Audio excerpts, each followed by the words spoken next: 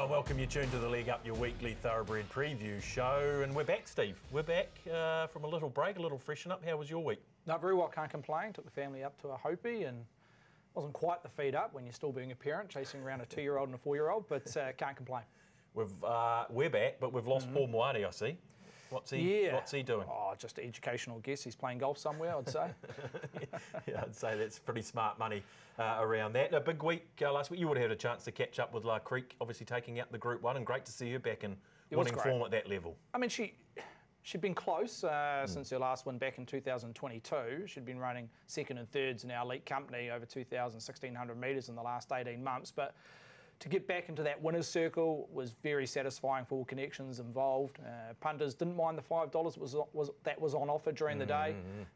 Look, I gave a performance rating of 100.1, which is still off her PB, which she recorded, as I say, her last win back in October 2022, the Arrowfield Stud Plate. So, but just good to get a bit of a confidence boost around her going forward. I'm not sure her plan going forward, whether she steps up to 2,000 metres at Ellerslie and takes on Legato, etc. But yeah, it was great to have her back. No doubt. Rightio, let's head north. We've got our man on the ground at Ellerslie, and that's Brendan Popplewell. BP, how did you manage last week? How was the show without Steve and I? You obviously got through, and I heard there was a fair bit of decent tipping. Oof, yes. See, we got through, team. Just by the skin of our teeth, we obviously missed that hard call analysis there from Stephen Hunt, which we'll get today, obviously. But we know that when you get a combination of Evans and Moati, that's a pretty good combo to come off the bench. And we saw that from them, and especially Jay Evans, who provided a number of winners. And, of course, called his very first Group 1 thoroughbred race as well on Saturday just gone, and did it with a lot of credit as well, did he not as well? So yeah, it was great to have Justin involved. Look, a shame about who he supports in terms of an NRL team, but that is for another discussion. But what we do have is beaming sunshine here at Ellerslie. I love coming to race meetings 24 hours before the event happens because there's so much going on. There's a lot happening here this morning, and just turning up to these race courses as they are, when it's just that little bit of hum, a bit of buzz, and there's going to be a big bit of buzz here tomorrow, isn't there, for Derby Day? Yeah, 100% there is. I know exactly what you mean. The lawnmowers are out. Everyone's just making ship shape, getting Ellerslie looking 100%, which I'm sure it will be tomorrow afternoon. Good to be building depth on the League Up, Steve. We're building depth to the League Up, so that's a good thing. BP, we'll come back to you. What'd you find for us for this week's Maidener of the Week? Went to Hawke's Bay in the very first race on the program. We're going for a horse that's bounced out of a previous Maiden of the Week race, and of course that being the Irish Legacy Maiden out of Taupo. Billy Lincoln was a horse who was able to find the front position from an awkward barrier draw, had to work to find that position, but then really raced away for a very good 2-length victory, while second horse, while we want to have something on El Carraz next time that goes to the races, was flying home. Maldini is a horse that is a runner too that we can possibly follow too, who's finished into third position. So Billy Lincoln was building, bounced out of a good race, as I said, the Irish Legacy race, and then has got the job done. And you could say you could probably leverage off this race as well in terms of more winners coming out of it. You talk about building depth. Maidener of the Week's building depth. The run of the second horse there, was it those Lupo Solitario's colours? Was it down the outside? I'm not sure. Was it impressive? I'd have to watch again. I'm not 100% sure. But, gee, there was plenty to choose from, BP, in terms of Maideners of the Week. Just go back 24 hours at Matamata. You had King of the North, the looks of progressive stayer. Congratulations, first winner for John Snow in terms of a sire.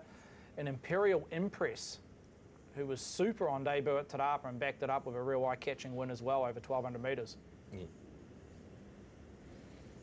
Yeah, look, they were horses, definitely. Imperial Impress was a horse who impressed me, Stephen. I love the way that horse was unlucky last time, bounced out of very good trials and then got the job done. And your King of the North, look, was just a horse who was waiting to win, wasn't it, off those two recent performances, and got the job done. Off a good ride, using that barrier draw of one, creeping into the race at the right time, and then was able to explode over the top. So, yep, certainly from a maiden point of view, there was a few options to choose from.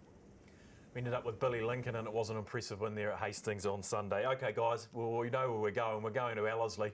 But before we get to the Derby field, let's have a look at weather and track conditions. We probably don't just discuss track conditions too much, Steve, but run us through it. Well, you see there the picture shot. I'd say that's fairly much live. Might have been earlier recorded today, but in general, the weather looks A-OK for today. There's the odd shower forecasted, but it won't hurt the track tomorrow. The rail goes back in the true position for the remainder from roughly around the 400 metre mark.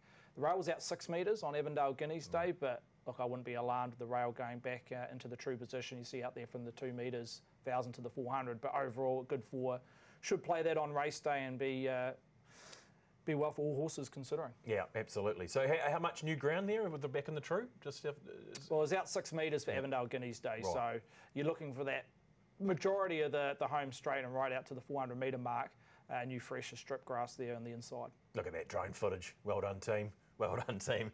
Lovely looks of Ellerslie. Okay, let's get to this Derby market, Steve. It's race number 9 on the card. The track side, New Zealand Derby Group 1 over the 2,400 metres.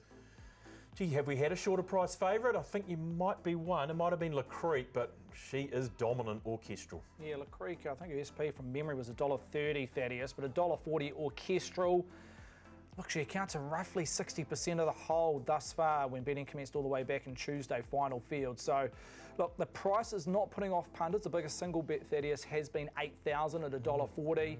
Interlinked in that second line at $8, the only other runner in single figures. Send the Throne at $10. Just as Sharp at $18. Solidify bouncing between $21 and $18.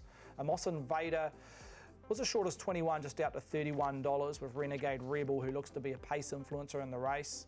A little bit of specking for What You Wish For in High Country, both at $41 each of 2, and then best of the rest is also First Innings, who's an average result in the futures betting. But in general, the overall summary, orchestral, best bat runner and $1.40.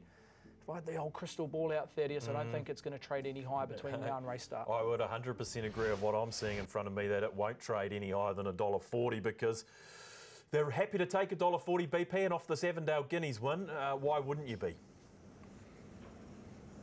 Yeah, look, it's understandable. We've all seen what she's produced here in 2 scintillating victories at this venue, both major races. Of course, the 3-year-old Karaka Million Classic, aided by a gun ride from James McDonald, and here a good ride from Grills as well. Got going at the right time, really forced the issue, and look, the race was all over once she balanced up around the top bend, and look at her go here. I mean, this is the part I love about it, is she keeps going through the line, and it was one of the first things I actually mentioned to Roger James about as soon as the race was finished, and we spoke to him after the race, is that you watch her go past the line. I mean, she is surging past the line and maintains that gap on her rivals, and takes a long time to pull up as well. So, boy, there's so much about her that you've got to love. That was 2,100 metres, 2,400 metres. I think they get the right barrier draw in terms of they didn't want to be down in the first couple, 1, 2, 3, and didn't want to be out wide in 15, 16, 17. So they've found themselves in the middle, and just a little bit of a ride from Grills early to be able to find that position and get midfield one off. But I mean, how do you tip against that? I know we've seen short price favourites beaten in this race previously, and we used the La Creek reference, but of course we had a short price favourite last year where we were trying to search around and try and find him get beaten. He didn't, and that was Sharp and Smart. He ended up paying $1.40 on the tote. Yes, we've had Dragon Leap and those type of horses that have impressed in the Avondale Guineas and haven't won the race, but look, he purely didn't stay, did he, Dragon Leap? For this one, it's pretty hard to say that she's not going to see the distance out. So I think it's just a case of trying to find some power plays and trying to find the first 4, and maybe that's where you can find some value. I'm sure some of these outsiders will get nibbled at bigger prices, and we did see 2 big prices finish in the money last year, so maybe that's the way to play it. Try and find a place bet or a power play around orchestral winning. Just talk about orchestral, Steve, quickly before we move on. I mean, couldn't have been more impressive in an Avondale Guineas. I'm sure the numbers supported that. Yeah, well, she had a 98 performance rating on the back of the Karaka Million winner, or Karaka Million win, and then she increased that, improved that to 100, bang on 100 on the back of winning the Avondale Guineas. You compare her to, say, La Creek back in 2022, so we don't have to go too far back into the history books. When Avondale Guineas winner La Creek won by, I think it was roughly around about 3.8 lengths. So it was a similar margin, winning margin between the 2 fillies, but on performance ratings, La Creek was 96.5, which you convert to lengths. Orchestral rates 1.5 lengths superior than La Creek heading into a derby. Okay. Next video we want to have a look at, and we'll stay with you, Steve. It's Solidify winning at Otaki. I guess he's been a promising horse. He brings a different form line, so that's something. At least he's not coming through in Avondale Guineas, I guess, in a lot of respects. But look, beat Bozo and 1,600 metres, and look, interesting runner, I thought, anyway. Unconventional preparation towards a derby on the quick backup 7 days. Obviously, this was on Saturday at Otaki. But prior to that, you go back 2 starts, he was running against the older horses at Group 1 level in a BCD sprint. So 6 weeks out from a derby, he's running over 1,400 metres at the elite level. So it will really be a training feat for the Rogerson team. We know they can do different things, the Roger camp, but this would be right up there if they were able to pull this one off. Personally, I couldn't have Solidify in the first half a dozen. The numbers suggest he's better on a rain-affected track. His run on Saturday rated horribly. It was roughly around about 3.7 lengths below the class. So, and again, that prep, I've just got to be concerned. Historically, 14, 16, straight up to 2-4 is a little knock against me, personally, when diving into Solidify.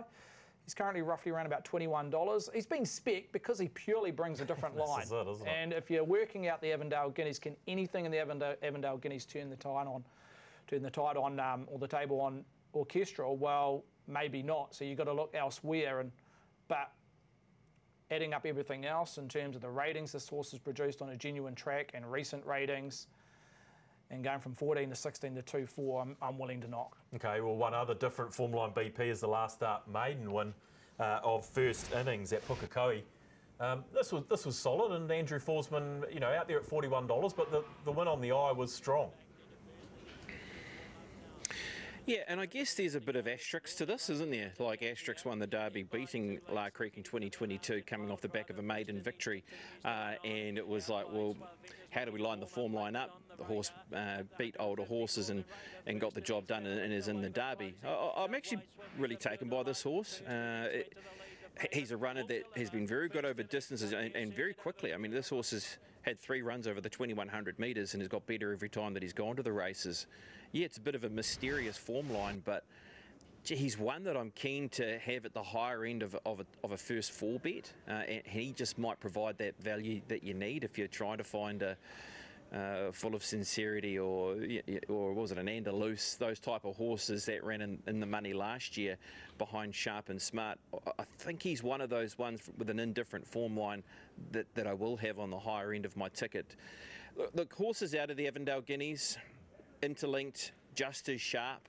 Look, they are very good runs from those horses. Just As Sharp, just quickly on that horse, he had a very good run in the race, didn't he? He had barrier number 3, and he was in front of Orchestral in the run. He has an awkward barrier draw to work with tomorrow, where he's going to have to get back from his wide gate.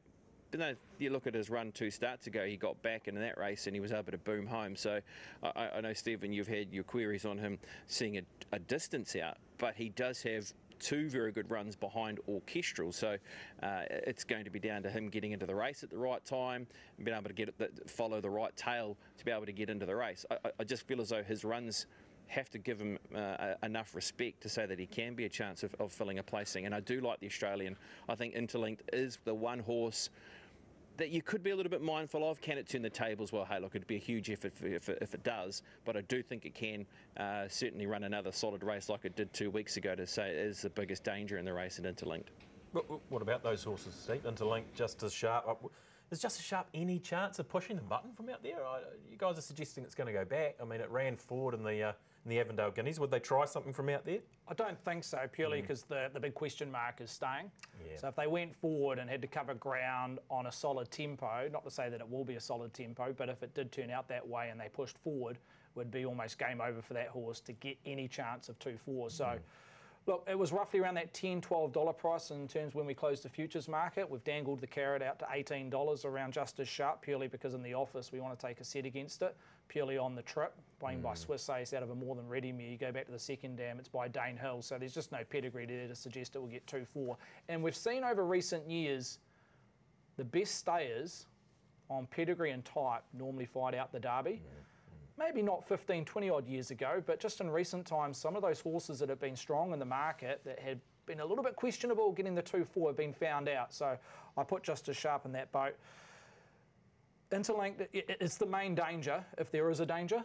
Yeah. He has tactical speed. He can just sit just forward to midfield. He's got the credentials to get the strong 2-4. He's had that one run under his belt in terms of being in New Zealand, so he'll be benefited by that. But look, he still rates roughly around about 3.5 lengths inferior to the favourite. Just a quick word on these two. We are seeing a little bit of money for at odds before we go back to BP for his final thoughts. High Country and Moss Invader both taking a little bit of money at odds.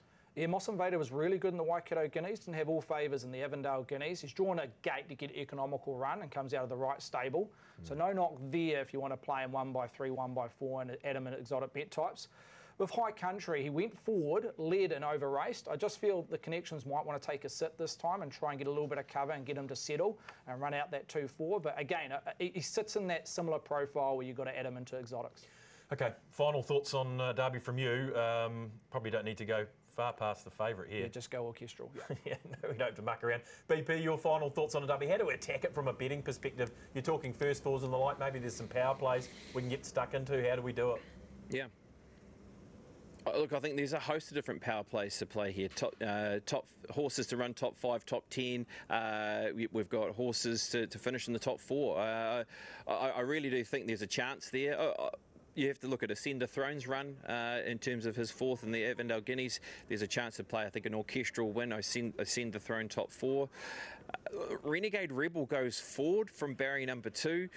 How much pressure goes into the race? Does he continue to run a strong trip? We know that he's won here. Look, it was a race where you needed to be in that front 2 or 3 anyway, but because he's a runner that's better suited to being here at Ellerslie, could he finish in the top 4? Look, my roughie in the race could be Monday Melody. He got no real decent trip in that race in the Avondale Guineas, and he still actually finished about into 8th position, about 3/5/16 off them, and he was beating horses home despite having a 3-wide trip. So he might be one of those loose horses that could pay $14, $15 a place. Look, we're throwing a heap of darts here at a number of different horses to say they can run top 3, top 4. The $1.40 is on offer for orchestral. If that doesn't get your wheels spinning, it might be a case of having to play a power play market. And I think the good power play out of the Derby is orchestral to win and Interlink top 4. Hey, I got a lot of faith in you. I'll stick with you, kid, that's the bottom line. Lance O'Sullivan Award time. BP, who have you found for this prestigious award over the last 7 days? Well, we mentioned the win, and let's mention the jockey, La Creek, of course, in last week's trackside Otaki Māori Wait for Age Classic. And things panned out. There was a lot happening in front of Matt Cameron here, and it really did play into his hands, didn't it, with that Desert Lightning pushing forward. Another horse taking Desert Lightning on. He got a little keen in the run, and Matthew Cameron just followed that horse home, came underneath Desert Lightning on the point of the bend, and you could see that he had a whole lot of horse. So just good to see her back in form, and also Matt Cameron in that winning Group 1 groove again, his 18th Group 1 victory, and his first sit on the horse race day, and it was a winning one too. So yeah, well done to Matt Cameron, this week's Lance O'Sullivan Award winner. Yeah, congratulations, Matty Cameron. Congratulations, La Creek and the Alexander team as well. That's great to see the mare back, and great to see Matty Cameron aboard getting the honours in the Group 1 last Saturday. Okay, guys, race number 5, Haunui Farm Kings Plate. Group 3 over the 1,200 metres. Steve, we're going to say small but select here. Yeah, Bonnie Lass on the back of her BCD sprint victory a few weeks ago at Te Rapa. Open $2.70, been backed into $2.50, so there's a nice little lead around the mare. In front of Waitak, $4.20, remains the original quote. Mercurial, $5, just in half a turn there from the original price of $5.50. Dragon Leap at $5, shares that third line. Petrucci at $9, double figures around Maria Farina at $12, and Not Guilty gone out a few clicks, 16 out to 26. So look, overall summary, Bonnie Lass, best back runner. Yeah, okay, BP. Well, we're about to have a look at a race that I'm sure Aidan Rodley has replayed thousands of times since she got her deserved Group 1, did Bonnie Lass in the BCD Group Sprint, but well deserved, as they say. Look, it was. It really was, wasn't it? And aided by a terrific ride from Craig Grills. Geez, in a good spot at the moment, isn't he, Craig Grills, in terms of his riding? You just look at his combination with Robbie Patterson, and then that's blossomed onto his other rides as well. He rides the Derby favourite tomorrow in Orchestral, and he got it bang on here with Bonnie Lass. It drew wide. She showed the acceleration she needed to get in front of, her key rival in that race, and that being Crescetti, to find the rail and then to continue on and win the race. We'd seen what had happened through her preparation at the Group 1 level this season. She was so unlucky, of course, in a railway where she was in that winning position to take the race out, and then of course another horse has gone sideways on her, and it's blown her chances, and even her run in the Telegraph. I mean, she looks well placed, doesn't she, in this race, coming back to set weights and penalties. She's got 56 kilograms. She drops a kilo on that particular race. I mean, what a field. We've got the Railway winner in Waitak, we have the Telegraph winner in Mercurial, and we have the BCD Group winner in Bonnie Lass. I want to talk about the runners in behind Bonnie Lass before we get to Mercurial, because Waitak and Dragon Leap come out of that race. And, well, what do we make of Waitak, firstly? I mean, he was so good, obviously, on the Railway, and then was going to say disappointing in a BCD Group sprint, or is that a bit harsh? Maybe a touch harsh. You look at the sectionals, they went extremely hard to the 600, I think 7 lengths above open class. But you look at the horses, where they positioned at the top of the straight and where they finished past the winning post. Not many horses changed position. The top 3 coming around the bend finished 1, 2, 3 in the BCD sprint. The only horse to make significant ground was the filly in Quintessa. So, I don't know, maybe they just went that perfect speed up front where they got those back markers running off their feet just enough, but they couldn't get any momentum and making ground in the home straight. So, look, there's 2 ways of looking at it at Waitak, because as you say, it's small but a selected field. Now, it could be quite tactical. I'm not saying it'll be a crawl and sprint home, because I think there's some enough speed generated by 2 or 3 other horses up front.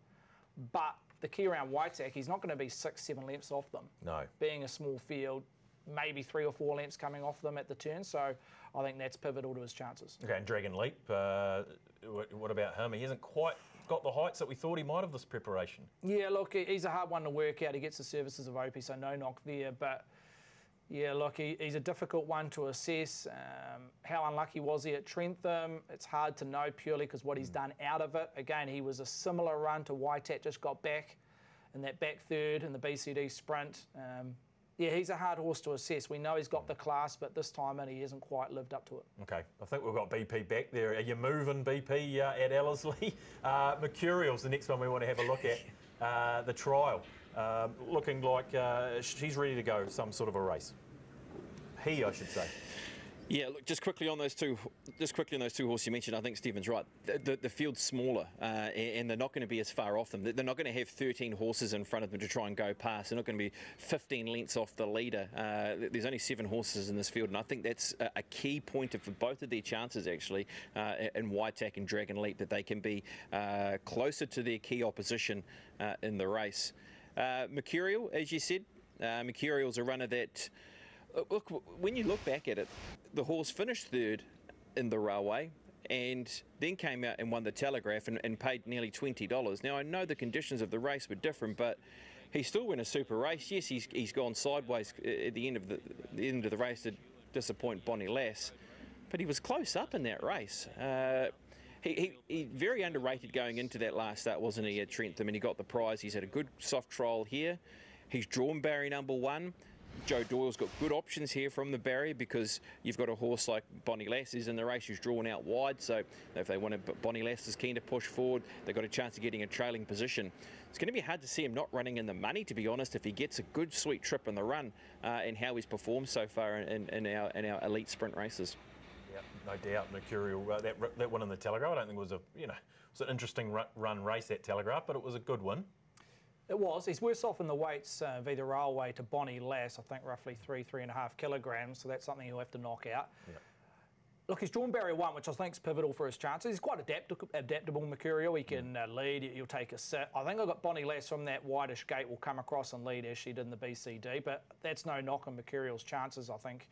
With Joe Doyle aboard, he can trail and then possibly get to the outside of Bonnie Lass and run 1-2 in the map, but Look, he's an honest horse, and as I've said on the show Yeah. previously, you'd love a barn full of them. Yeah, exactly right. He is very honest. Well, the last replay I want to have a look at is Petrucci in a Concord. Look, stepped up from 75 to this, and well, far from disgrace itself, Steve. Now, this was a very good performance. One of the performances on the night, and I'll talk in detail why, but prior to this, she ran a fat number on Boxing Day when beating Ethereal Star, so she backed up that performance. You see here, they've gone out very slow, 5.7 lengths below open class. The race has come home 33.84, which was the quickest on Karaka Million night, and 2.4 lengths stronger than the Al Manzoor, which was won by Crescetti. She ran home the fastest 6.42 of the evening, which you'd expect in a 1,200 metre race off a very slow tempo. But I reckon she's the knockout. She drew wide that day on Karaka Million night in the Concord, so they went back to last rail. She was in the right spot on the day, on the evening. It was very hard to come wide and make ground, so if you were going to make ground, you had to ride for luck, which she did. But if she can find that slipstream, maybe 2-3 back rail from a better draw, and gets a late split in the straight, she is the knockout, Patricia. I definitely want to be playing her in this race. I think there's going to be genuine tempo. They'll go at least even tempo to the 600. She'll get an opportunity. It will be hard in the mouth stuff, but at a price, I think she can touch double figures. It's a 1-by-3 play. Okay, I like that. BP, we'll come back to you for your final thoughts on the Hawanui Farm Kings Plate. Who have you got on top? Yeah, I find it hard to go past Bonnie Lass with what she did last time to the races. I think Mercurial could be that big danger to Bonnie Lass with where Mercurial's drawn and how he's gone this preparation. And then it's like I said beforehand, it's where Waitak and Dragon Leap land to be able to have that final shot of them. We know they've got the turn of foot to be able to blow this field apart if they get the right sort of tempo in front of them. So I find it a real intriguing race. And then when you hear what Stephen has to say about Petrucci, who was super good in the Concord, running those fast splits for the 6, 4 and 2 for the meeting. So sets up to be a cracking race. And look, like I said beforehand, Railway winner, Telegraph winner, and a BCD Group sprint winner. They are 3 major sprint races, and we've got those 3 winners in the Kings Plate. Count on me like 1, 2, 3, I'll be there. Crunching the numbers time, Stephen. Good to have something in this little section this week. What have you found for us from a numbers perspective to have a look at? Yeah, I've done something different this weekend, Thaddeus. Obviously, we had the auction around the slot holders for the NZB Kiwi for 2025, but I thought, why not? Let's have a look at a dummy field if the race was to be run at this carnival in 2024. Now, this is purely done on a rating system, my own rating system, the top 14 horses, and then I've got a 3 emergency attack at the bottom there as well. So, look, obviously, you're not going to get the top 14 rated horses in the race each year because of the way it's formatted in terms of Slot holders and buying position in terms of horses and whatnot. But gee, this is going to give you some sort of line what this race could produce in years to come. And look, you've got Orchestral. Orchestral's a funny one because if she was brought possibly prior to Christmas, she may not have been contesting a Derby. So the Derby may lose 1 or 2 key runners going forward, but in terms of this race in the years to come, it could be an absolute belter. Geez, that would be fantastic.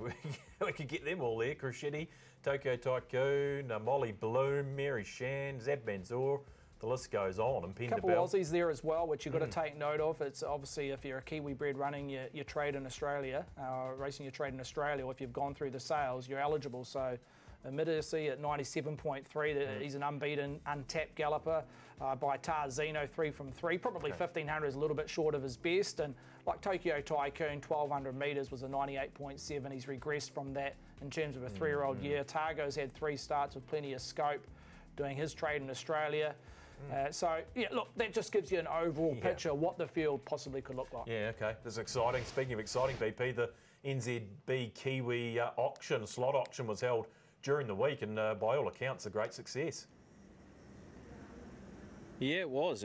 And I do think the landscape of our feature 3-year-old races are going to change in terms of discussion. So once we've had the running of the 2,000 guineas, we start thinking, boy, has that horse got the ability to go beyond the mile now? Is the horse that's run 2nd or 3rd going to be that horse that gets to a Derby distance? And then you look at some of the horses that are in tomorrow's race. there might have been some in that race that are thinking, hang on a minute, I might be better suited to running at a 1600 metre race, so they'll find themselves running in the Kiwi as opposed to going towards the Derby. And then does that mean horses don't compete in Waikato Guineas, Avondale Guineas to keep going towards the Derby because they hold themselves back and look towards races like the Levin Classic to then press on towards a Kiwi? So I just reckon that whole landscape is going to change, and it makes it more intriguing, doesn't it? Those trainers that have got that pure Derby type will be saying, no, this is a Derby horse, we're heading straight to the Derby, it's worth $1 million. We've got a slot, we like your horse. Come back to the 1500 metres. So many great discussions to be had as we lead into a race. We're talking about a race that is 12 months away, and already it's creating a bit of a buzz and a vibe already. And we saw that during the week out of Karaka. No, 100%. Look, that'll be interesting. Those BP raises a fantastic point, by the way. That Avondale Guineas, Waikato Guineas will take on a new significance because trainers and connections will be testing their horses out, and there'll be a lot of intrigue like Justice going around Sharp. Yeah. Would have they been tempted to drop back to 1500 metres after the Avondale Guineas on pedigree? Look, I might be found out and look a little bit silly after Saturday, but he's an example of a horse. You've got to go back. You had Orchestral with the highest rating there on that graphic. She hadn't had a run this time last year, so there's a lot of water to go under the bridge. If I was an owner on a horse that I thought was a really gun 2-year-old, may have not raced or had raced in some of our feature races thus far this season, I'd be holding back. I wouldn't be doing a deal with a slot holder probably closer to Christmas time, because once you give a horse over to the slot holder, they have basic control over that in terms of getting that horse to 1500 metres in March, and that may not always be the best for the horse in terms of distance range. So as an owner, I'd just be holding back, let the horse do the talking come the business end of the season. Okay, it's exciting times in the New Zealand racing landscape, there's no doubt about that. Okay, guys, next race we want to have a look at, the McKee family Sunline Vars, Group 3 over the 2100, Steve, for the 3-year-olds. And, an honest galloper here heads the card. Yeah, Livid Sky at $3.50, well supported in front of Kaliel Farasha at $3.80. Nafiti at $5, Vera Rose $7.50. In fact, this is a very static market. There's hardly been a turn in or out. Tulsi at the moment is a break-even result at $10. Positivity at $13 with a sticky gate. Stablemate Moonlight Magic at $16. Still banging at $18, and best of the rest is Black Betty at $26. So, look, no strong lead at thus far. There's 4 or 5 they're willing to play. Yeah, okay, BP. I guess the best race replay to have a look at or start with anyway is the classic, Phillies Classic, is it? And this is this Molly Bloom? Is Livid Sky in this race as well, running third? Yeah, the Alice Classic a couple of weeks ago, Thad, and you're right, this is a good reference to be using.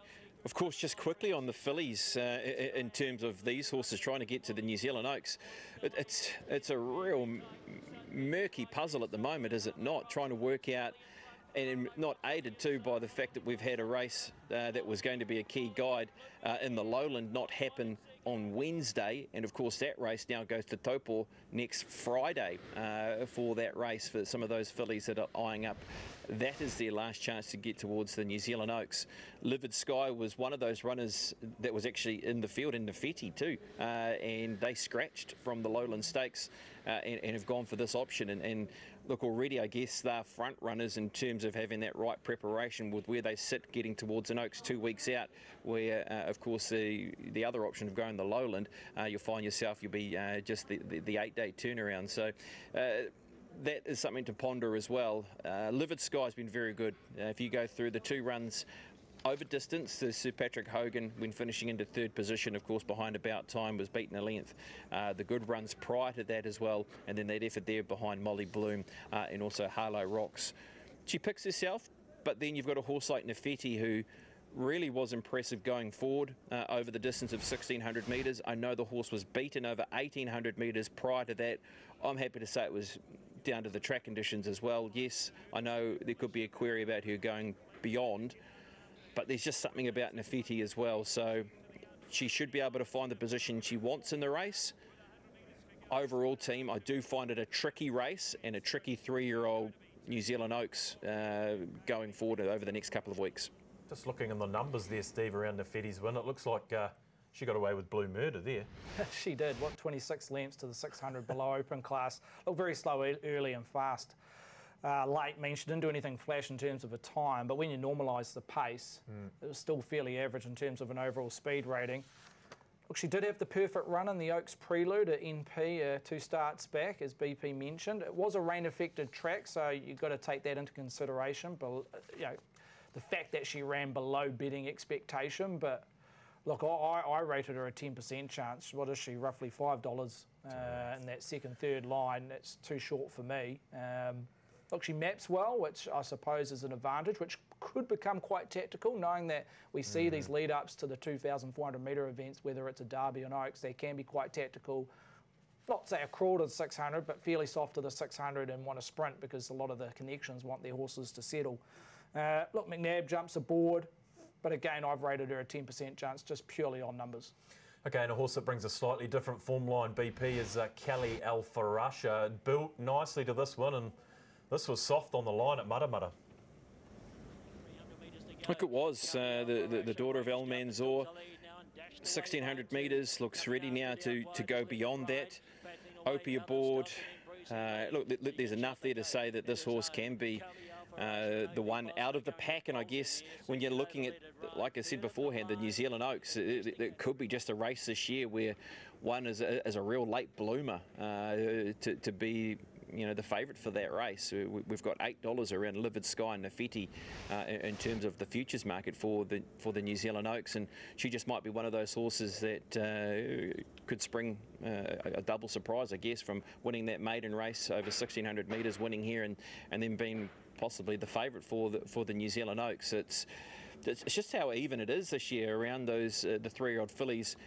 The 3-year-old filly division has been a strong one this year when you look at obviously Orchestral and Molly Bloom, and then your Mary Shands and those horses that have competed throughout this racing season. But then when you get out to the staying types that are pressing on towards the New Zealand Oaks, gee, you could make a case for about 8, 9, 10 horses that could be a real chance in 2 weeks' time at Trentham. The one horse I think we need to mention too is Vera Rose. Vera Rose is a runner that got the right barrier draw, can posse up. It goes up in distance from the 1,600 metres of late to the 2,100 metres, but I see her as a smoky in the race and a little danger as well.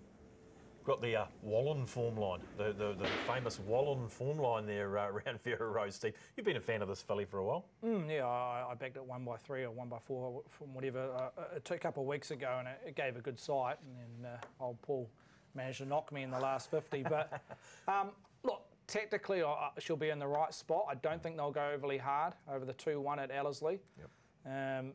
And positivity from a wide gate, we saw it go forward at Te Rapa. I think they'll do a similar mat with this horse purely because they're in no man's land from the draw. I think they'll look to go forward again. So those two, in terms of a mat position and tactically, could be a little nibble. But again, I'm like BP. I find this race hard to digest and be confident about. I'm almost at a terms I'd just rather watch them go around. But on Kelly Alfarasha, ran a good time when breakets made in at Matamata. All 5 starts, even its juvenile start, 1 start as a 2-year-old, have all held merit for this filly by El Manzor.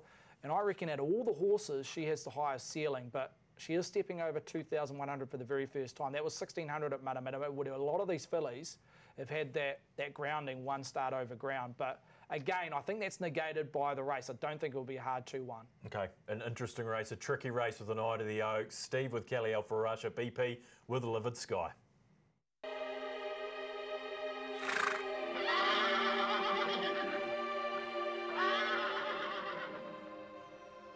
Overs Gods, were they smiling in the last 7 days? Let's have a little bit of a look. We're at Matamata and Otaki obviously last week, and not so much luck at Matamata. Complicate, 11 into $5 in the first of the day. You could only manage 12th. My Annie Bell, well, here's my foreplay up in smoke for the team last week. I only did one thing for the leg up last week, and that was trip up the foreplay with My Annie Bell, finished 6th. Alabama Lass, this was a move.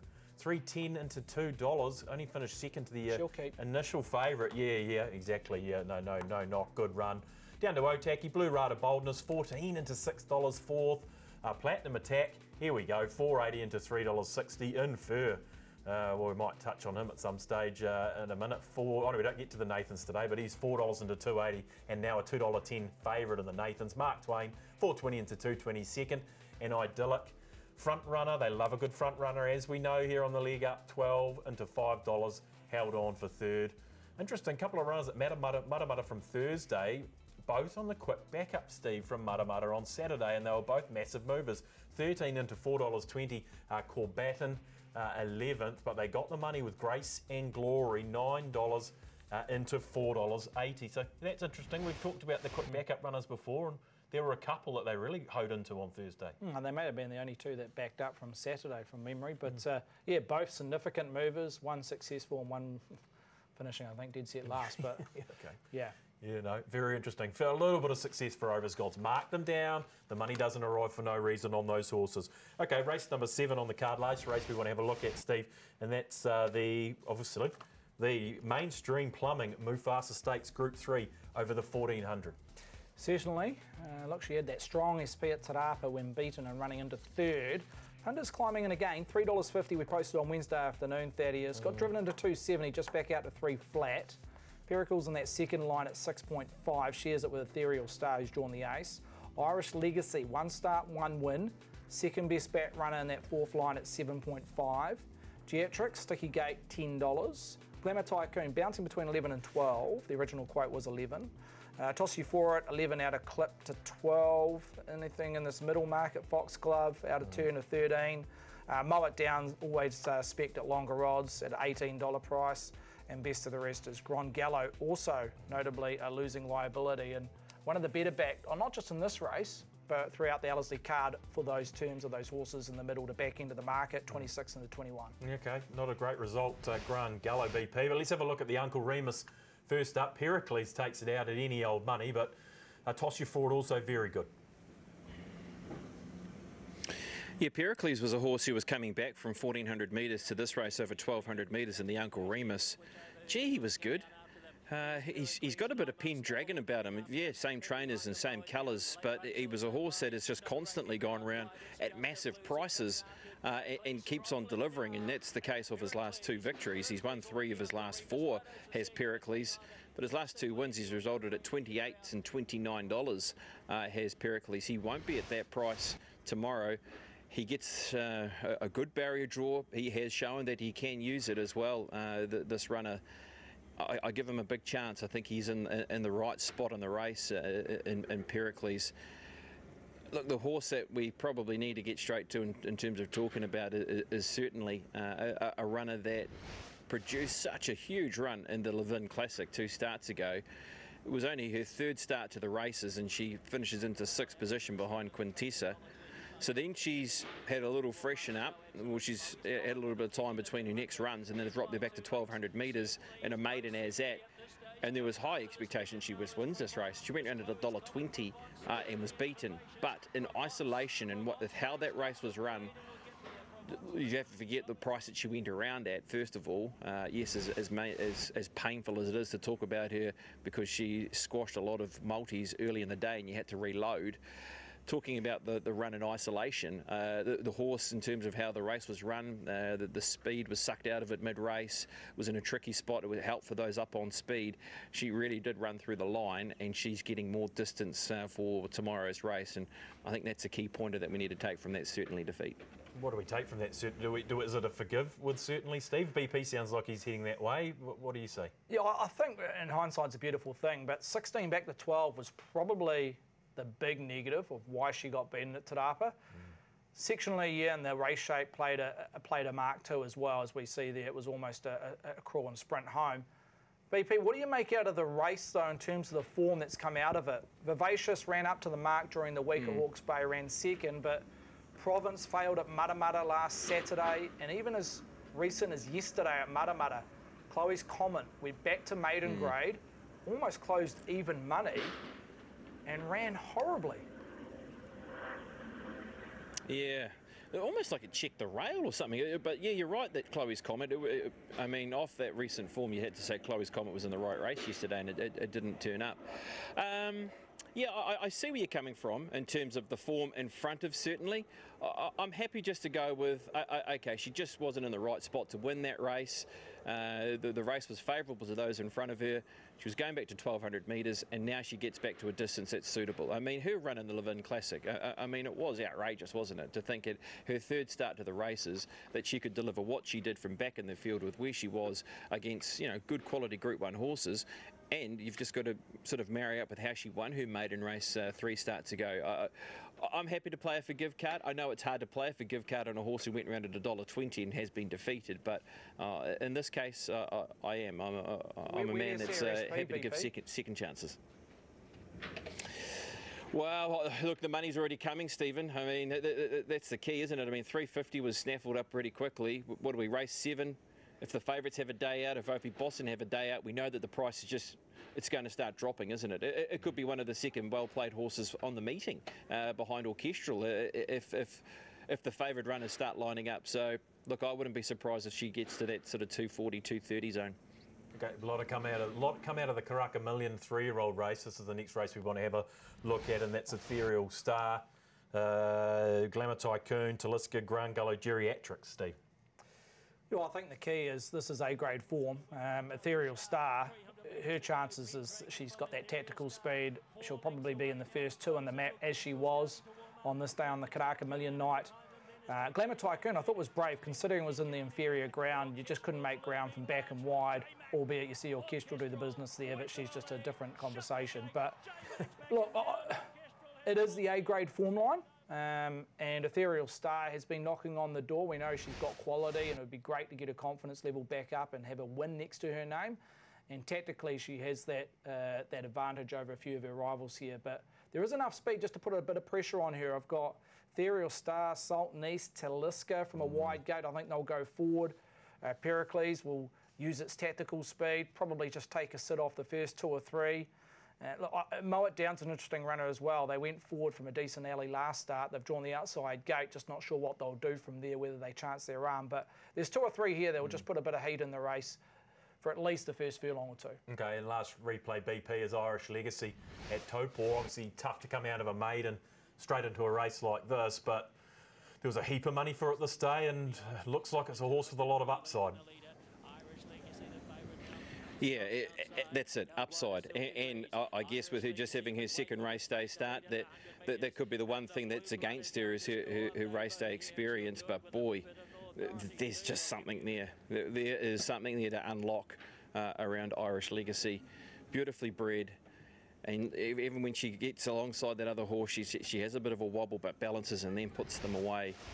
Just feel as though that this combination, the training combination, the ownership group, they're going to get it right with her. And yep, they've rolled the dice, and they really are hoping that they can win the race. But gee, great opportunity at her second start to get some key black type next to her name too.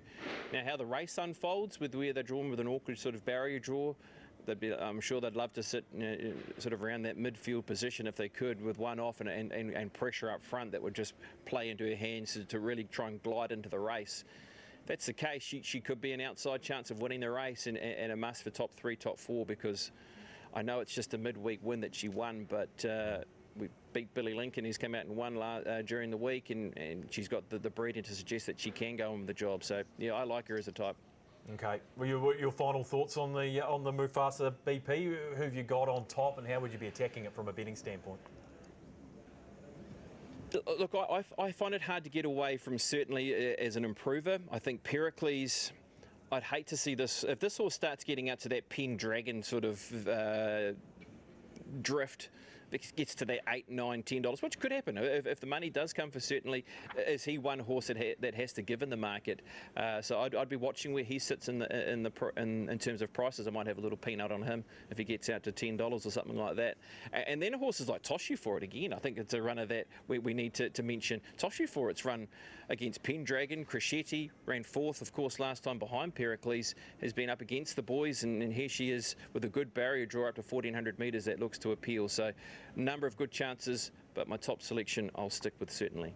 Yeah, okay. BP's peanuts though, like $1,000. This is the thing. It's everything's relative in the betting world. Steve, certainly or not certainly? Yeah, I think so. As much as I had a little bit of a question mark on the form that's come out of that race at Te Rapa, I think the key, and BP's already alluded, the 1400. And that's just going back and looking at that race at Te Rapa and knowing that it went from 16 to 12. Form is deep, go back on. It's maiden win at Matamata, certainly, and obviously the Levin Classic.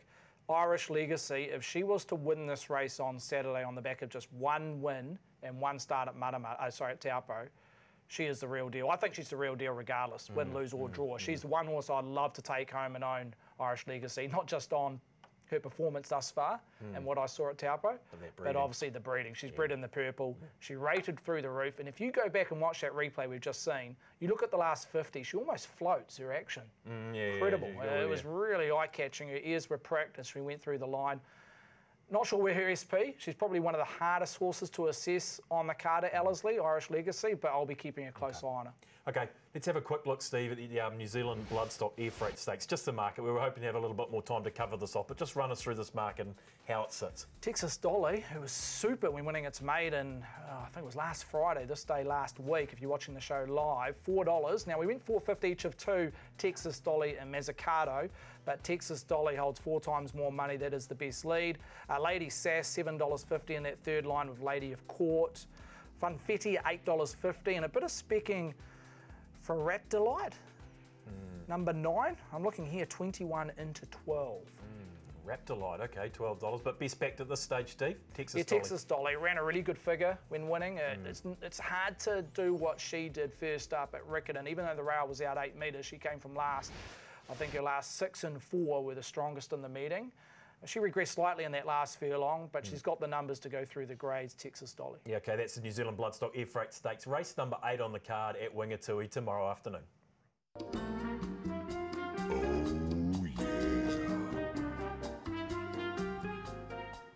Four-play time on the leg up. Your chance to win a $100 bonus bet. Go to the TAB Facebook page, get involved with the interactive question, which will be this week will be your favourite Derby winner. There'll be a lot of excellence in there. That's who I'd be pumping for, but there's been some great Derby winners over the time. I won't mention any more, but here's the $100 four-play bonus bet. BP, we'll start with you. What's your good thing of the weekend? Ooh, I go Jimmy Shue. Jimmy Shue was one of my favourites, so I'll add him in there. Yeah, I know he probably wasn't the TAB's friend leading into that derby. No, he was not. Livid Sky is my four-play selection for this weekend. I'll run it top 4 at $1.30. So Livid Sky top 4, $1.30. Nearly went Tommy Turbo in the NRL starting for the Manly Sea Eagles, but I thought I'd just keep it with a straight bat here for one more week before we get into the NRL season. Livid Sky. Yeah, you can go anywhere you like, BP. That's the only rule of foreplay. We just need them to come in. Paul's gone race 4, Ellerslie Little. Who's got moves top 4 at $1.75? Yeah, I'll go to the Blue Ribbon event, the Derby Orchestral, just plain and simple, win at $1.40. Yeah, fair enough. You've had a bit of success with that. I've gone race number 10 at Ellerslie. Bella Water, she'll get back out of her ground, but she'll be storming home, so hopefully she can finish in the top 4. That's the last race on the card, so I'm anchoring the side, and that $100 multi could return you $457.37. As I say, head to the TAB Facebook page, interact with this week's question, and you could be in to win that bet, that four-play bet. Okay, best bet time on the leg up, but before we have a look at what we've stumbled onto this weekend, let's have a little look how the team went last week. I'll kick it off. I do like My Annie Bell, the selection that Thad made actually in the foreplay to go top 4. I think she can win race number 3. Brave Spirit arriving late. You say Dorsey rested that lead back and will get the win. Infer for me, BP, a horse I know a lot of people and a lot of really good judges think a fair bit of. But this is a staying star on the rise. Infer is going to be too strong. That's impressive. Infer won it. I'm going to Matamata race 5, the Westbury Stud, 1,400 metres, and going to go with the Margaret Falconer train, Pennsylvania. Freeze Frame dashed to the lead, short of the line, shut the gate time. Freeze Frame easily in the end, and Pennsylvania was back near the tail of the field.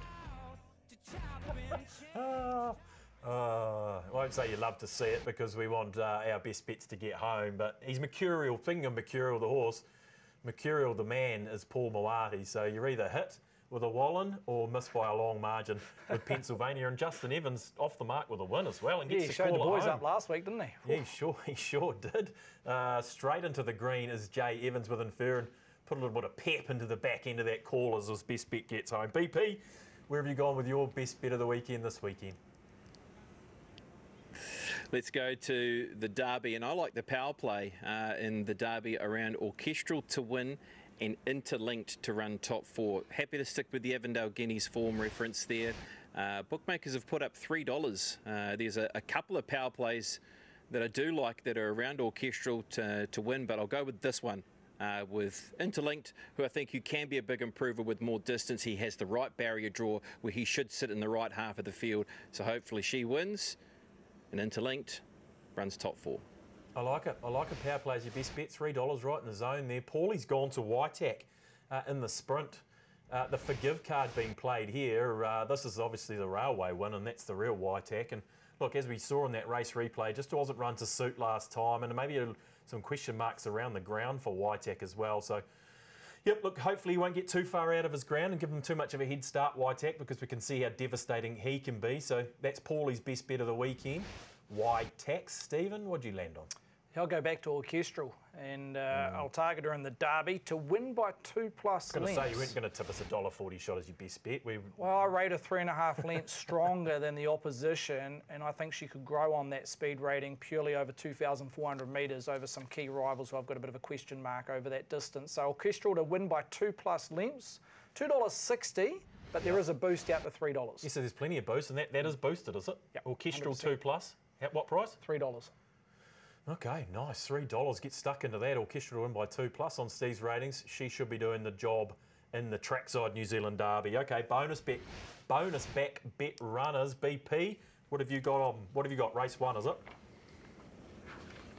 I've gone Butterfield. I feel as though this horse with 2 kilos off the back will be in front. He gave a really big sight when beaten by Dun Eagle in a bonus back race. So we'll go with him in race number 1. There's, 11 runners in that field. He'll roll forward. He'll give a sight. If he doesn't win, hopefully he runs 2nd, 3rd, 4th. Okay, Paulie doing the absolute minimum this week. He's got the same bonus back runner as his best bet.